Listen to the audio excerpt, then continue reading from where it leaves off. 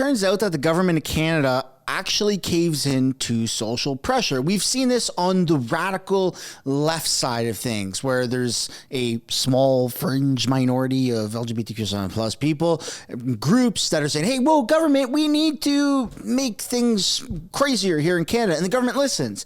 And on the right side of Canada, the more conservative side, the government, the Liberal government, hasn't really been listening, even though it's been an overwhelming rhetoric and amount of support for that or those talking points until just recently. Now, of course, this is a play to gain more popularity, or try to, because we are 12, 13, 14 months away from the next election. Of course, they're going to start to do things that seem a little bit copy and paste, Control V from the Conservative Party or the conservative policies.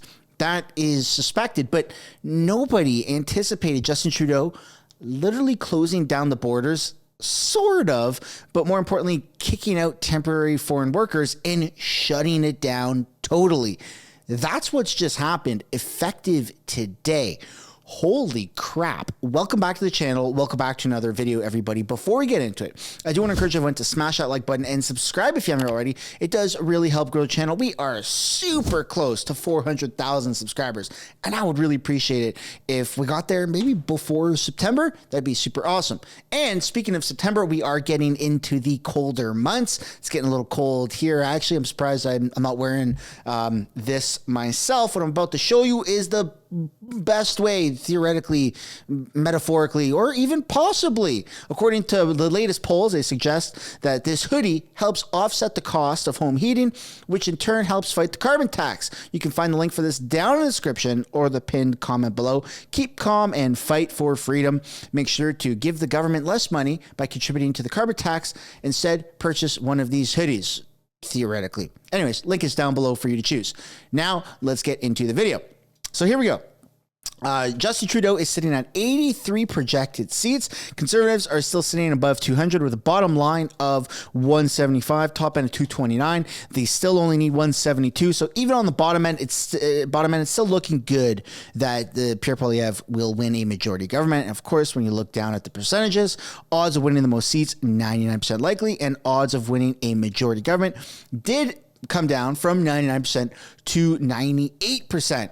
Not that big of a deal. So we're going to be talking later on in this video about immigration, and maybe someone down below in the comments has taken the initiative to timestamp it, but it will be in the later half because we have a few other smaller stories to cover in the beginning of this video. But I'm so curious to know, before we get into like the news, I'm so curious, do you think this is good what Justin Trudeau is doing? Like, yes, it's benefiting the country, but is it slashing his own Liberal voters, or is this looking good for Justin Trudeau, and do you think he's going to gain more popularity from doing this?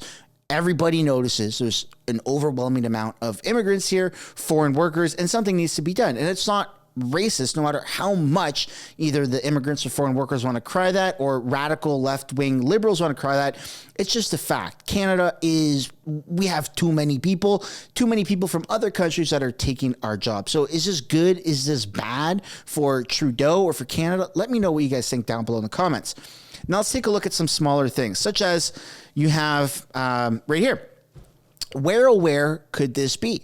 I mean, this is almost like a Where's Waldo, but if this looks familiar, you would be correct in assuming that this is on Parliament Hill. That seems a little crazy. And the caption on this photo here on X by Concerned Canadian is, when you look at this picture taken on Parliament Hill, what is your first reaction? And this post has got almost 250,000 views. Pretty freaking crazy. And to be honest, yeah, that seems a little concerning. But anyways, moving on. Speaking of concerning, we have Lake Louise Ski Resort has snow. That's right. The first snowfall of the year has happened August 27th. And it's kind of crazy. I mean, there's two takeaways from this. Either one takeaway is we're paying too much in tax, and this is the result. Mother Nature said, whoa, overfunded, here's your winter. Or the other one is, of course, we're not paying enough in taxes, so we need to pay more so that this doesn't happen. Right, Trudeau?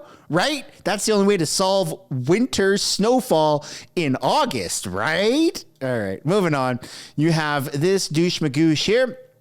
Trudeau's public safety minister says allowing an alleged ISIS terrorist to live in Canada for 6 years and gain Canadian citizenship, only to be arrested days before launching his final terror attack, is the way the system should work. So before we play that clip, I do want to just break down the timelines. Mackenzie Gray has done this. The public safety minister has outlined the timeline of how Ahmed El-Didi, who allegedly was planning a terror attack, and he was in the final stages of it, and he's also appeared in ISIS videos, got to Canada. February 2018, the individual arrives. June 2018, files asylum in Canada. A few months later, in September, gets a work permit.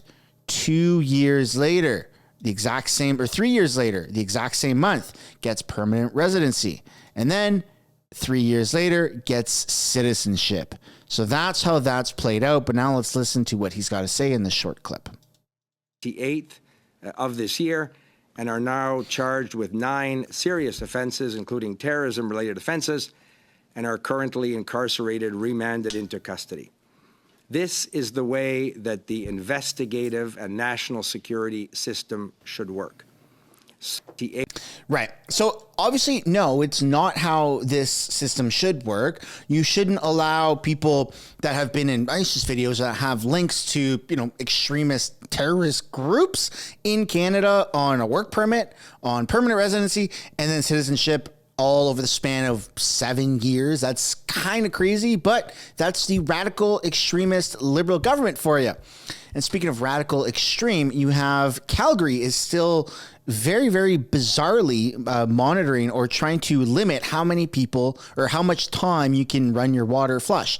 They are telling us in Calgary to save our shower water to flush our toilets and showers of 3 minutes only every couple of days. Go F yourself, Calgary.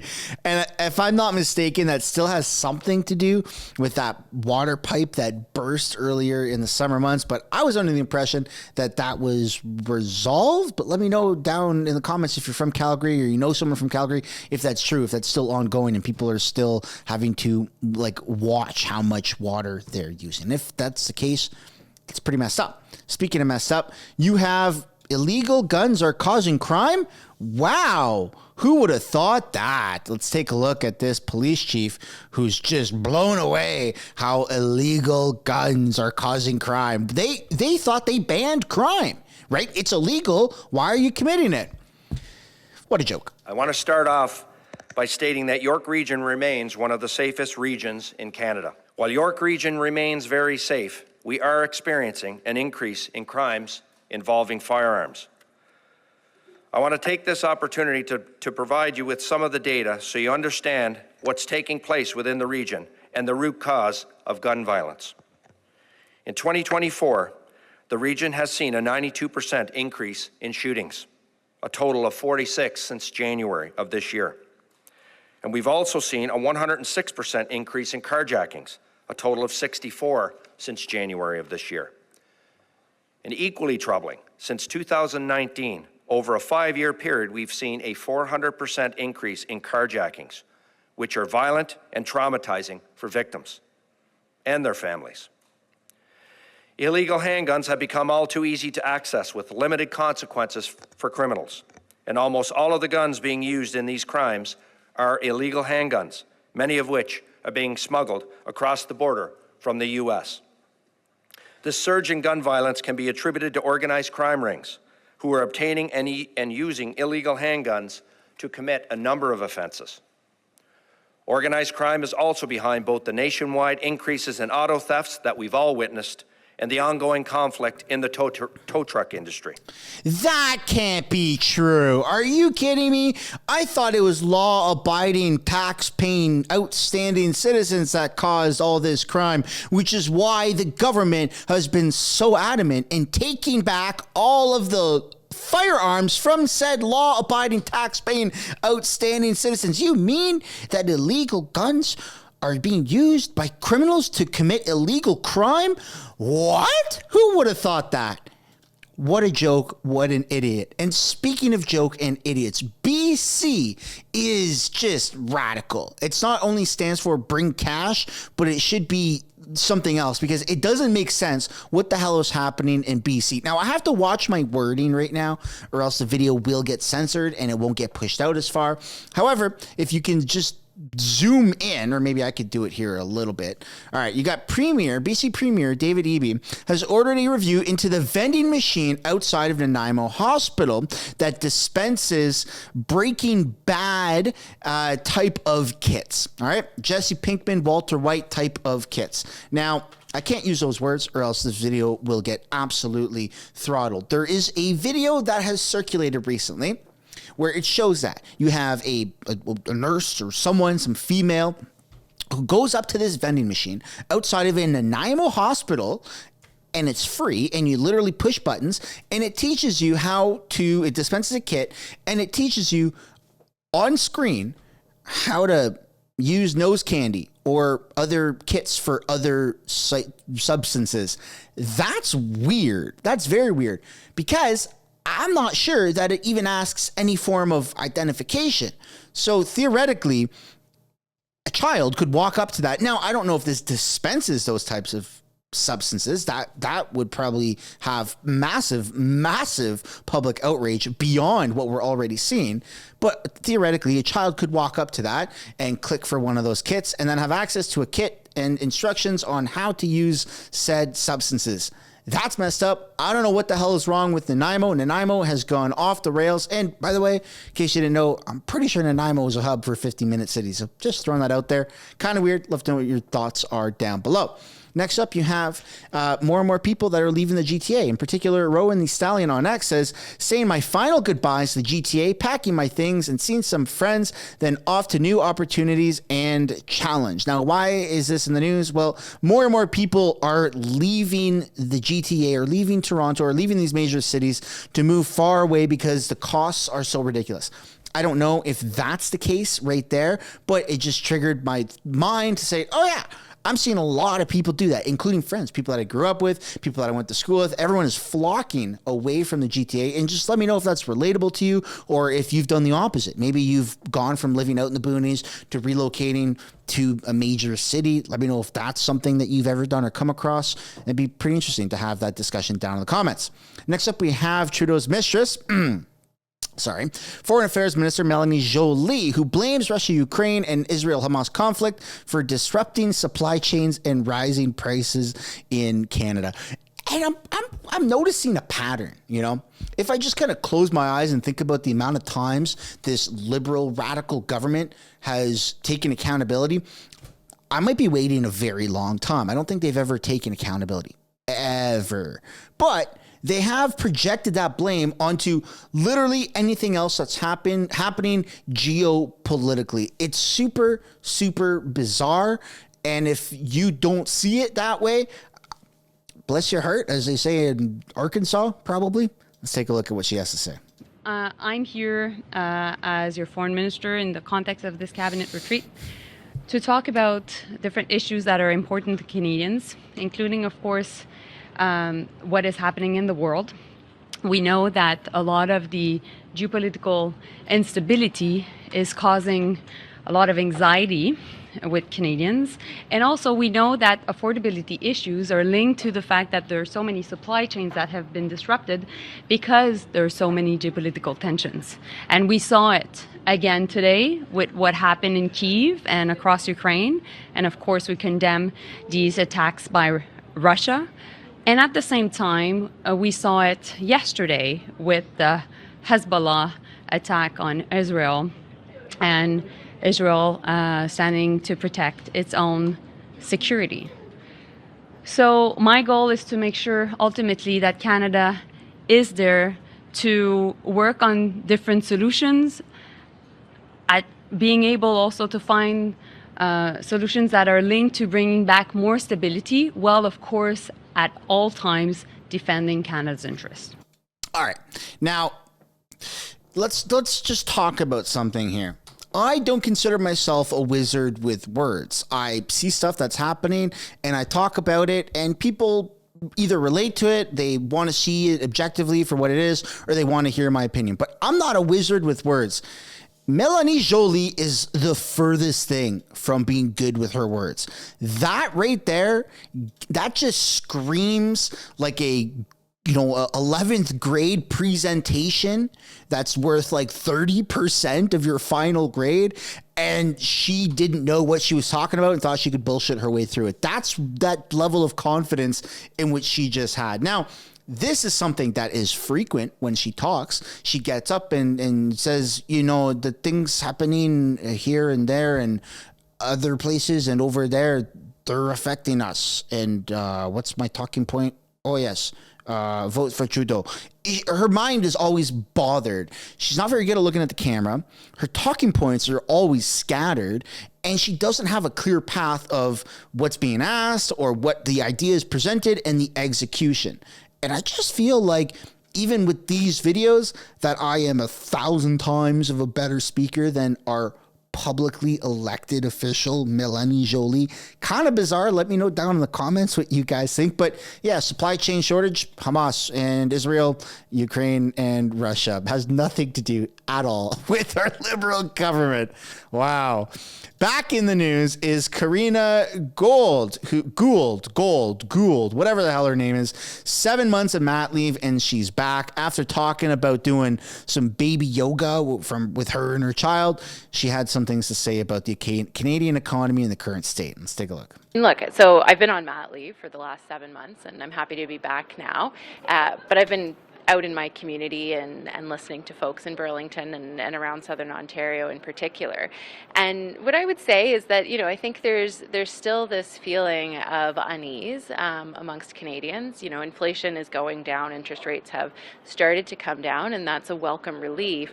But, people are still finding it difficult, with paying for groceries and mortgages that are being renewed. And so it's really understanding, I think, where Canadians are at this moment in time and listening to them and reflecting on that. And that's exactly what we're doing over these couple of days in Halifax is, reflecting on what we've heard and what we've gathered over the summer and thinking about what that means in terms of bringing forward policies that are going to respond to the needs of Canadians today. So that's exactly the answer the Prime Minister's been giving. But if you good, he's listening. So if you look at the yeah, that wasn't a compliment. That was a, hey, we found that you're regurgitating the same talking points and we aren't believing it. But of course, let the Liberals take that comment, which is almost meant to be a backhanded insult, and turn it into a compliment. Very, very weird. Next up, we've got Sky News. Australia News, mate, is roasting Trudeau yet again. Before you go, you are in Canada. You mentioned your Prime Minister, Justin Trudeau, has been a poster child for the parasitic mind, the woke neo-Marxists. What state is the country in? And have Canadians finally tired of Trudeau's performative caring routine? Have they finally woken up to the fact that he hasn't actually been fantastic for the country? Well, they seem to have tired of him, and yet they found a way to elect him on 3 occasions. But I can answer you on a personal level. I'm so tired of him that's precisely why I've taken this visiting professorship and global ambassadorship at Northwood University in Michigan, precisely because I needed to put a pause button on all the woke craziness that's taking place in Canada.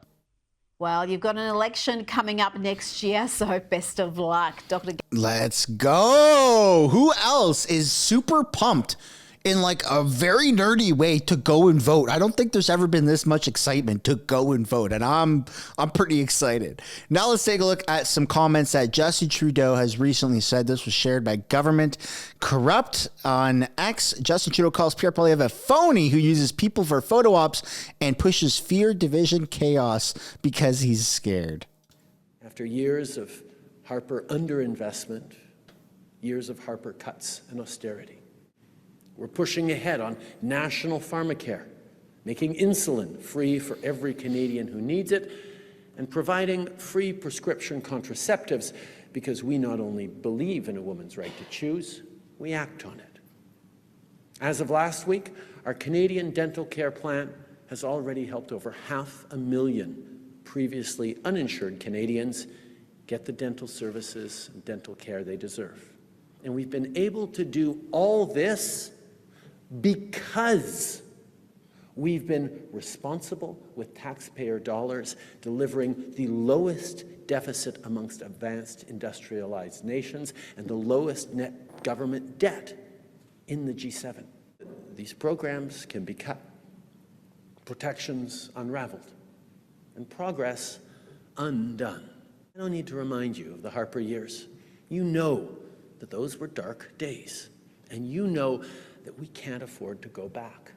Unfortunately, that's what Pierre Poilievre's Conservatives are proposing. Pierre Poilievre used you for photo ops to pretend he's a friend to working people. But the truth is, he's a phony. He thinks you're all suckers. But above all, he's scared of you. Like every Conservative before him, he's scared of what workers can accomplish when they organize. He's scared because when workers organize, they demand better. They push to make government work for working people. This guy has lost his mind. He is still blaming Harper after he's been prime minister for 9 years. It doesn't make any sense at all. And I'd love to know, of course, what you guys think down below in the comments. And speaking of down below in the comments, I took to X and I asked this. How many people do you think should be deported from Canada? And I actually set myself up to be ratioed. Funny enough, I've got 100 likes and 200 comments, but it is a question, so that makes sense. And now let's take a look. The majority of people say millions. 2 million minimum, 7 million to start, millions, or those who defecate in public even once, multi-offenders, sexual offenders, intifadas, those who wear masks in public that aren't medical. You've got 1.4 million, 10 million to start. Yes, I did see somewhere someone said however many liberal politicians there are, which is a pretty funny thing. So instead of taking to X to add to that thread, let me know down in the comments what you guys think. If there is a mass deportation above and beyond what the Liberal government has already said they're going to do, how many people should that be, or what should those parameters look like? And now we're taking a look at this whole massive change in our immigration system, mostly around the temporary foreign worker program or the one that existed. All right. So Mark Miller, immigration minister, says upcoming changes to permanent resident levels are not cosmetic, but they are significant. So not only is he, or I guess he has already slashed the temporary foreign worker program, which it has been changed effective today, August 28th. So that's insane. But he's now going to go after residents, so above and beyond just the temporary foreign worker program. And before we get into those updates, let's take a look at a couple of these protests that are happening around Canada. This one is in Winnipeg, and it's full of international students and temporary foreign workers that are calling on the government to extend their work permits. Workers, stand for! Stand for! Stand for! Stand for! Stand for! Stand for! Stand for! Stand for! Stand for! Stand for! Stand for! Don't blame us! Fix your system! Fix your system! Fix your system! So a lot of temporary foreign workers in these protests are calling the government of Canada racist. And another one right here, this is a different one also in Winnipeg, right? Is Canada being racist for not allowing temporary foreign workers from all nations to say? Let's take a look at this one.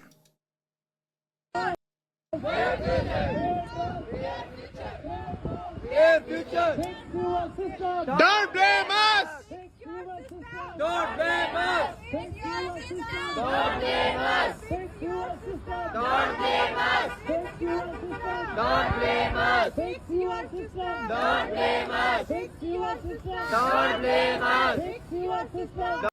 So there's a cry and outcry for, hey, this is racist. You can't do that.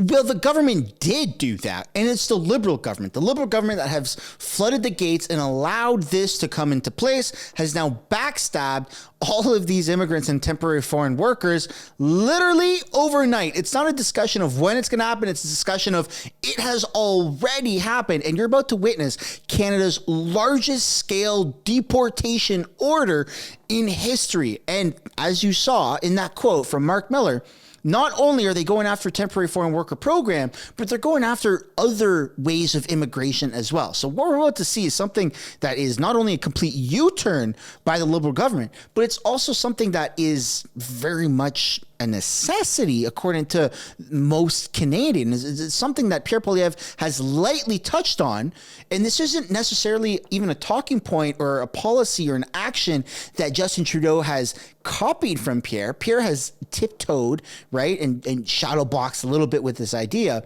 but Justin Trudeau is the first to actually do it. And I know Pierre can't do it, but Pierre's been theorizing, right? Maybe socially, he didn't want to offend too many people. He wanted to see, dip his toes in the waters. But Trudeau went above and beyond dipping his toes. He just jumped off the deep end, which is a good start. It's not the solution to the problem that he's created. Don't mix this up with me praising Justin Trudeau. According to Canadians, as you saw on the thread on my X account, there's still millions more that need to go. But we might actually get there, which is the crazy part. Let's take a look here.